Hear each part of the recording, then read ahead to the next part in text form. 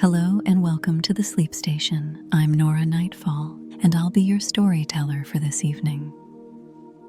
Tonight, we go on a sleepy train ride with Elara, who's venturing home on this quiet night. Elara will be journeying through an imagined, dreamlike land by train, with towns named things like Dozington, Slumber Hollow, Napshire, and Dreamvale, told in a soothing, melodic rhythm suitable for those restless minds that are craving a deep and peaceful sleep. This story will end peacefully as Elara arrives at her final stop, Rest's End, where she gently drifts to sleep. So first, I'll need you to find a place where you can get cozy and fall asleep. Are you snuggled in and comfy yet? If so, let's begin. This story is called The Moonlight Express. Somewhere, far beyond the tick of any clock, where time moves only as gently as a sigh, there lies a railway that glimmers beneath the stars. They call it the Moonlight Express, a train that never hurries, never rushes, a train meant for travelers who have forgotten how to rest. On this particular evening, a young woman named Elara stepped aboard at a station most people would pass without noticing, but she noticed because the air there shimmered like a dream waiting to begin. The sign above the platform read, "Dozington Station," in curved golden letters. Lanterns hung from curled iron posts, their light swaying softly in the tender breeze. It smelled faintly of lavender and old books and something else, like night itself unfolding. Elara carried with her only a small satchel, a sketchbook, and a quiet wish to find calm again. The train purred beside the platform, a long silver creature with windows that glowed from within. Each carriage hummed a low, lullaby-like tune, and its rhythmic whisper seemed to speak directly to her tired mind. Come aboard. Everything slows here. Everything softens. So Elara climbed aboard. Inside, the carriages glowed with honey-colored warmth. The seats were wide and velvet soft. The lamps were skin-toned amber, and the windows shimmered as if brushed with moonlight. Outside, stars followed them like curious fireflies. The rhythm of the wheels began, click-clack, click-clack, soft and steady as a pulse at rest. Elara leaned against the glass and took a long breath. The train pulled gently away, and Dozington faded into a blur of starlit fields and whispering trees. This was how the journey began. The train moved slowly through a wide stretch of countryside where silvery grass bent in the wind like waves upon the ocean.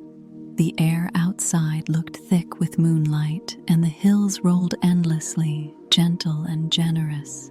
The conductor, a kindly figure in a coat stitched with constellations, walked softly down the aisle, tipping his hat. "Next stop," he said, his voice slow and deep as a yawn. "Slumber Hollow." Elara watched the horizon unfold. Sleepy cottages blinked to life, their windows glinting like candlelit eyes. A narrow brook traced its way through the land, its surface catching glimmers of the stars above.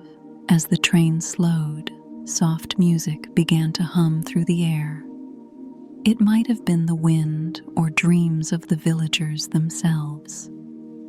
At Slumber Hollow station, a few travelers stepped off, wrapped in shawls spun of mist. Their luggage looked like cloud puffs tied with ribbon. A tiny cat on the platform yawned once, so wide Elara nearly yawned too, and did. The train lingered, as if even it needed to stretch its limbs before carrying on. The conductor's voice floated again, gentle as the hush of turning pages. "Next stop, Napshire Valley. Sit back, breathe deep, watch the dreams roll by." As they departed, the stars rearranged themselves, forming slow constellations that shifted shape whenever Elara blinked. The view outside became velvety blue and covered in drifting fog that glowed faintly violet beneath the train's golden light. Napshire appeared far below, nestled among low, sleepy mountains. The roof shimmered with morning dew, though night hadn't ended yet. It was the kind of place where even the rivers seemed to hum lullabies. Elara imagined people there curling beneath patchwork quilts, breathing evenly, their dreams all linking in one silent rhythm. A gentle snow began to fall, slow, soft flakes that vanished before they touched the ground as if sleep itself was exhaling. The rhythm of the wheels matched her own heartbeat now, steady and even. Click-clack, click-clack, sleep is coming back. She closed her eyes just for a moment, and when she opened them again, Napshire had already disappeared into mist. The train drifted into Dreamvale under a sky of indigo velvet, spangled with threads of light. The mountains were gone now, replaced by endless meadows that glowed faintly, pale blossoms that shone from within. Fireflies flew in small, spiraling dances, hovering like slow thoughts fading from a tired mind. Elara leaned closer to the window, eyes wide, her breath fogging the glass. The flowers seemed to wink as the train passed, as if they were saying, "You're getting closer." Dreamvale's station floated above the ground, literally floated, its edges fading into clouds. A few passengers disembarked, stepping gently onto nothingness, as though walking upon the air. Elara could feel herself smiling for no reason at all. She felt lighter, freer, as if her thoughts were becoming part of the mist that surrounded her. She realized with quiet surprise that she hadn't thought of anything important for several minutes, and yet somehow that felt perfectly right. Past Dreamvale came darkness, not heavy or frightening, but soft, velvet-like.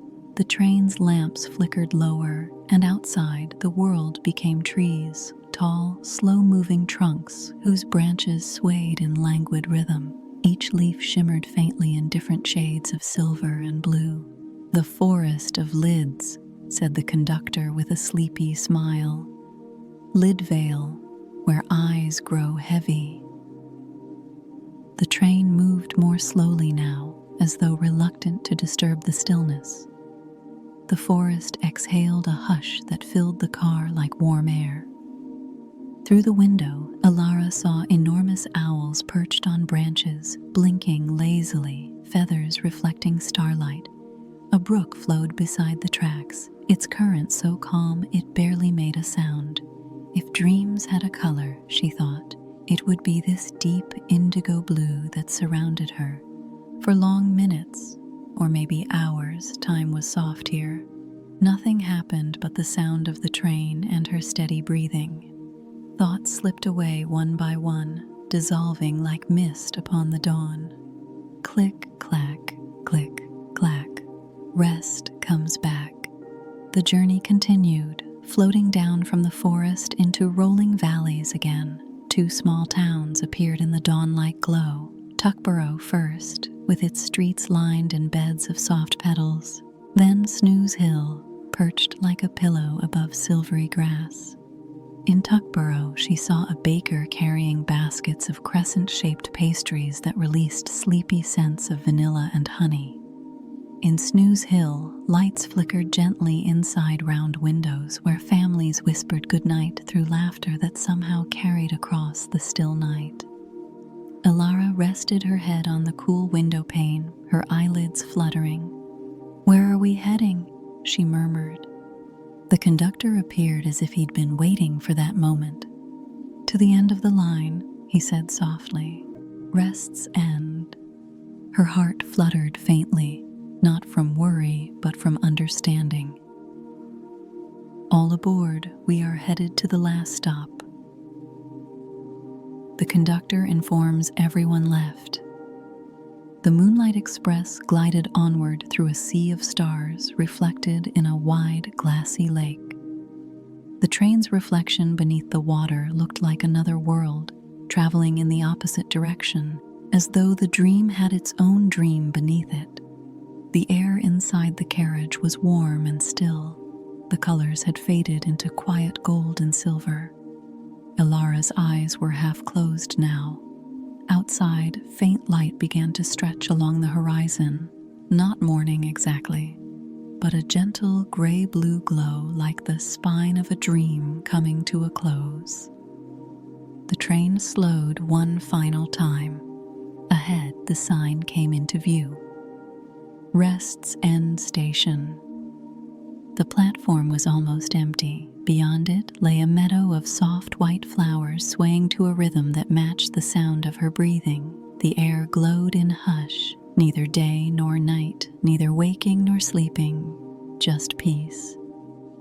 Elara stood, stretching slowly. The conductor opened the door for her.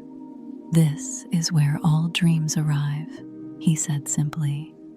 She stepped down onto the platform. The ground felt impossibly soft underfoot, like walking on quiet itself. The train gave one last low sigh, and then, with a shimmer of its silver sides, vanished into the mist. Elara wandered a little way into the meadow. The flowers leaned toward her, whispering nothing but calm. She lay down among them, letting her satchel rest by her side. Above her, stars gathered close, soft and shimmering like threads of dream stuff drawn together. Her eyes grew heavy. She smiled once, faintly, and whispered, "Home." She makes her way to her street and up the block to her house, opens the front door and heads in, takes her shoes and coat off, heads up the stairs and into her room, jumps into her comfy pajamas, sees her cat Fluffy and gives her a gentle pet on the head.